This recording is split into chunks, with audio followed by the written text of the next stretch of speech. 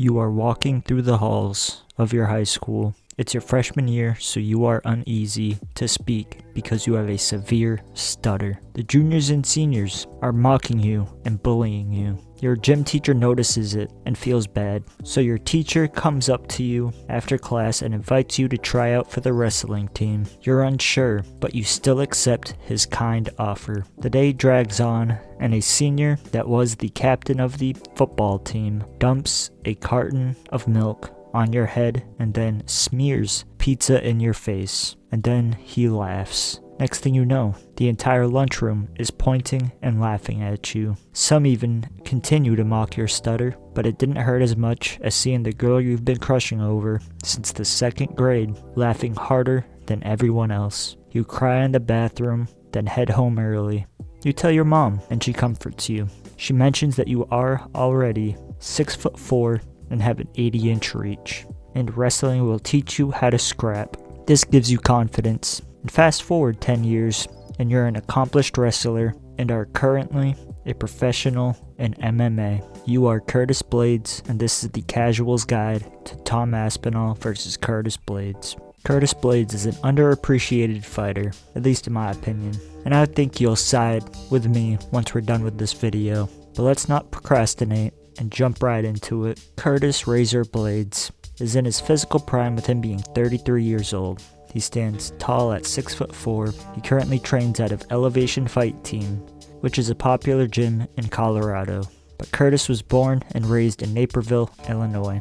Curtis wasted zero time in the amateurs, making his professional debut back in 2014 against Lorenzo Hood. Curtis would dominate this fight, ending it by TKO in the very first round less than 2 minutes in. A few months later, Curtis would fight William Babsite, and once again, Curtis dominated, getting another TKO in just 2 minutes and 14 seconds into the fight. A month later, Curtis would fight Brad Failer, and Curtis would shine bright for the third time by getting a third TKO on his record, finishing Failer in just 45 seconds into the second round. Curtis would take 6 months off to recover and sharpen his tools, and this turned out to be a smart move because his next matchup, Curtis would fight Alan Crowder, and Curtis proved to be too much for Crowder because Curtis would get the fourth TKO on his record. After this fight, Curtis wasn't in a rush, so he took off the rest of the year and would eventually take his next fight in February of 2016. Curtis would fight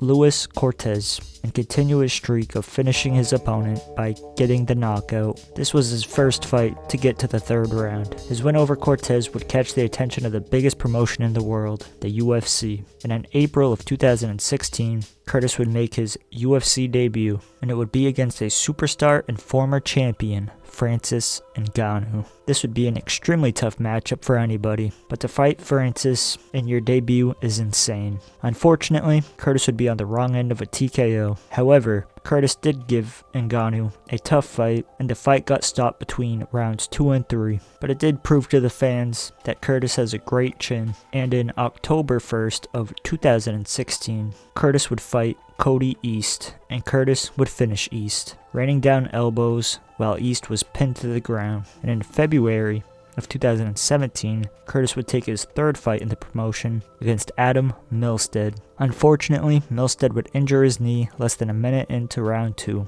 so it just got chalked down as a no contest. He would take his next fight in July of the same year, fighting Daniel Omielanchuk. This would be his first fight to go the distance. Curtis proved he could grapple all 3 rounds in dominating fashion. Curtis would win this fight by unanimous decision. Curtis would take his third fight in 2017 against an extremely experienced veteran, Alexei Olenek. This was a tough fight on paper, but Curtis proved otherwise, beating Alexei by TKO due to a doctor stoppage just 2 minutes into the second round. Curtis would stay very active, taking his next fight just 3 months later. He would go up against a legend of the sport and heavy hitter, Mark Hunt. Curtis would show everybody how good he was at grappling once again by beating Hunt by unanimous decision and avoiding the huge power shot Hunt was known for. In June of 2018, Curtis would fight Alistair Overeem, another legend and future Hall of Famer, and Curtis would prove to dominate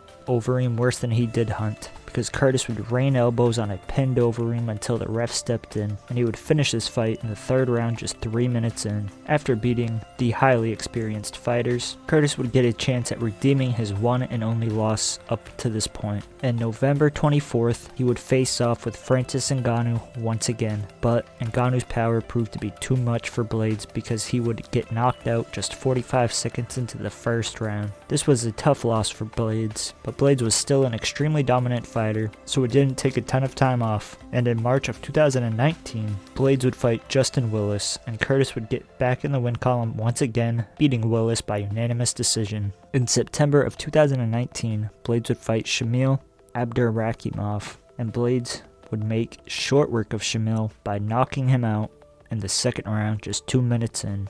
The UFC had plans for Blaydes, and they would test him with another crafty veteran, Junior Dos Santos. Blaydes would show off his improved striking by knocking Junior out just 1 minute into the second round. After passing the test, Blaydes would have a fight against a fan favorite in Alexander Volkov. This would take place in 2020. Blaydes would continue his dominance and show off his fight IQ by beating Volkov in his first fight to go all 5 rounds, winning by unanimous decision. Fans were hyping up Curtis because he was beating everybody outside of Ngannou, and it seemed like he would fight for the belt one day. So the UFC would test him against another one of the heaviest hitters in the promotion, Derrick Lewis. Unfortunately, Blaydes would get caught with an uppercut while he shot for a takedown, and he would get knocked out by Lewis in the second round. Some fans were quick to write off Blaydes, but others noted that he had only lost to the heaviest hitters in the UFC. So the UFC would put him up against another fantastic striker that was pretty new to MMA, Jairzinho Rozenstruik. Curtis would once again win this fight in dominating fashion, beating Jairzinho by unanimous decision. And in March of 2022, Blaydes would fight a former police officer and hyped up prospect, Chris Daukaus. And Blaydes would win this fight in spectacular fashion, knocking out Daukaus in just 17 seconds of the second round. The fans were hyped for Blaydes, and his next matchup would be against one of the best heavyweight prospects in the history of the promotion, Tom Aspinall. This would be the fastest fight in his career, but one of the most unfortunate fights, because in 17 seconds into the fight, Tom would step back and blow out his knee. However, Curtis was given the TKO on his record, but a lot of fans treat it as a fluke. So a year later, Blaydes would fight another extremely hyped up prospect, Sergey Pavlovich, a Russian that was adored by fans because he was knocking out everyone in quick fashion, and Curtis would end up being on the wrong end of the knockout. He would get knocked out just 3 minutes into round 1. So the UFC gave Blaydes an interesting matchup against one of the best grapplers in the division, Jailton Almeida. Blaydes would show off his heavy hands by knocking out Jailton just 36 seconds into the second round. And that brings us to this weekend. He is getting a shot at the interim belt against none other than Tom Aspinall. Just before we break down Aspinall's rise, we will go over Curtis Blaydes' career stats. He has 18 wins and 4 losses, as well as 1 no contest. He has a fantastic knockout record of 72%, with 13 knockouts and 5 decision wins. However, all 4 of Blaydes' losses have been by knockout, but keep in mind, they were against the heaviest hitters, that being Ngannou 2 times, Derrick Lewis, and Sergey Pavlovich. And he has a takedown accuracy rating of 53%, which is pretty good. Now, it is finally time to take a peek into the fastest heavyweights, and is considered to have the best footwork in the division, Tom Aspinall. Tom Aspinall was raised in Salford, Lancaster, England. He is in his physical prime with him being 31 years old. Tom also stands an inch taller than Blaydes with him being 6'5", and he trains at Team Cabone. Tom Aspinall has plenty of experience in the amateurs, having 6 fights starting in 2010 and having his last amateur fight in 2014, and finishing most of them. He had 2 knockouts and 3 submissions and 1 decision win. Tom would make his professional debut in December of 2014, winning in spectacular fashion by getting the knockout just 15 seconds into the first round. 2 months later, in February of 2015, he would fight Ricky King, locking in a heel hook and forcing the tap in just 49 seconds into the first round. A month later, in March, Tom would fight Satish Hamai and getting the fastest finish of his career. Just 9 seconds in, Tom would knock out Jamai. At this point, Tom's confidence was soaring and he couldn't be more excited for his next fight. Just 2 months later, Tom would make the walk once more against Stuart Austin. However, this fight didn't go as smoothly because Tom would get submitted with a heel hook in the second round after dominating the fight. However, Tom was still only 22 years old, so Tom would look at this loss like more of a lesson and learn from his mistakes. After working on his ground game more, Tom would fight again in March of 2016 against Adrian Rusek. Tom would get back in the win column, getting the knockout just 1 minute into the first round. Tom's confidence was back. He would make the walk once again just 2 months later against Lucas Parabic. Tom was dominating this fight and almost got the finish before the fight got stopped due to an illegal elbow, causing the fight to end in a disqualification. This was unfortunate because it was just another lesson for Tom to remain calm and not chase the finish. So Tom would waste no time to attempt to get back in the win column, fighting again just a month later against Kamil Blaydes. And Tom would do just that by knocking out Kamil just 1 minute and 16 seconds into the first round. And this knockout turned out to get the attention of the biggest European promotion, that promotion being Cage Warriors. Tom would make his Cage Warriors debut against Sofane Bokichu in 2019. In just 1 minute into the first round, Tom would land a brutal leg kick and force the ref to stop the fight. Later on in the year, Tom would fight Michael Ben Hamuda, and in classic Tom fashion, Tom would get the knockout in less than a minute. Tom had an insane amount of hype behind him, as well as blazing speed, great footwork, and a solid ground game. And this was enough to catch the attention of the biggest promotion in the world, the UFC. And in July of 2020, Tom would make his UFC debut against a veteran in Jake Collier. Tom wasted no time to get the knockout just 45 seconds into the fight. A few months later, in October of 2020, Tom would fight against Alan Boudreaux, and in classic Aspinall fashion, getting the entertaining first round knockout just 1 minute into the fight. The fans were shocked. It has been a while since we've seen a prospect with finishes like this. Everyone was amazed by his speed and power. So the UFC would give him a Hall of Famer and former champion, Andrei Arlovski. Arlovski showed fantastic fight IQ and took Tom to the second round. However, this is where Tom would show the fans his fantastic ground game by tackling Arlovski to the ground, sinking in a rear naked choke and forcing the tap just 1 minute into the second round. The fans have seen enough at this point. Everyone wanted to see Tom fight the best. And in September of 2021, Tom would fight an up-and-coming prospect in Sergey Spivak, and Tom would land a combination you only see in the UFC games, a knee to the body, ending with an elbow to the chops, knocking out Spivak and getting yet another highlight reel knockout. Tom was in the rankings now, so it was only tougher fights from here on out, and in March of 2022, Tom would fight Alexander Volkov. Volkov standing at a staggering 6'7", so this would test if Tom could dominate a fighter that is much taller than he is, and Tom would do just that by getting the fight to the ground quickly, and in 3 minutes Tom would sink in an armbar and get the tap in the first round. Tom was on cloud 9 and everybody wanted to see him fight for the belt, but Tom still needed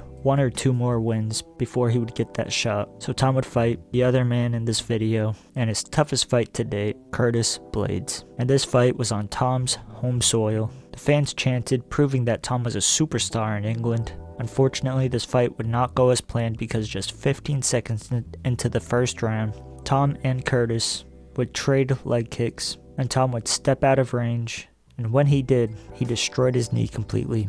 Tom tore his ACL, and this is a career-changing injury, especially considering how much Tom relies on his footwork and movement. But Tom took his time and did the best to recover correctly.